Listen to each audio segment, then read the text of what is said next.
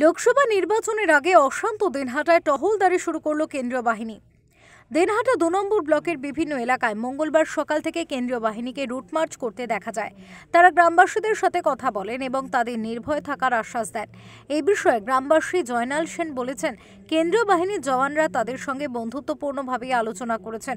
এলাকা শান্তিপূর্ণ রাখতে কি কি পদক্ষেপ নিতে হবে সে বিষয়ে আলোচনা করেছেন জওয়ানরা।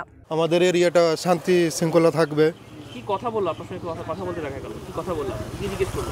আমাকে জিজ্ঞাসা করলো এই এরিয়া শান্তি আছে না সন্ত্রাস আছে। আমি বললাম না, শান্তি আছে, আমাদের কোনো অসুবিধা নেই, কিচ্ছু নেই, কোনো সমস্যা হয়? কোনো সমস্যা নেই আমাদের। তাহলে কেন্দ্রীয় বাহিনী আসলে কতটা ভালো লাগলো? আমাদের খুব ভালো লাগলো, আমাদের খুব সবারই ভালো লাগলো। অপরদিকে আরেক গ্রামবাসী সান্ত্বনা বর্মন বলেন, আমরা এবার অনেক বেশি স্বাধীন হলাম বলে মনে হচ্ছে। এর ফলে অবাধ এবং শান্তিপূর্ণভাবে আমরা ভোট দিতে পারবো। খুব ভালো লাগছে। তাতে কি ভয় অনেকটা কমে গেল? হ্যাঁ, ভয় কমে গেছে, আমাদের স্বাধীনতা আরো বাড়লো, মনে করো কোনো ক্যাচাল কাজি হবে না।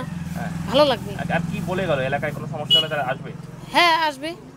ওরা তো আমাদের জন্যই আশ্বাস দিয়ে গেল। হ্যাঁ, ভালো লাগছে। মানে ভোট তো প্রায় এক মাস আরো দেরি আছে, তার আগে কেন্দ্রীয় বাহিনী ঢুকে যাওয়ায় কতটা আপনারা শান্তিতে থাকতে পারবেন মনে করছেন? হ্যাঁ, খুব ভালো লাগছে।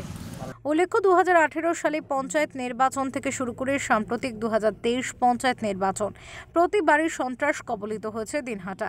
বিশেষ করে 2023 পঞ্চায়েত নির্বাচনে নিত্যদিন খুন, জখম, বোমাবাজি, সন্ত্রাসের ক্ষেত্রে খবরের শীর্ষবিন্দু ছিল দিনহাটা।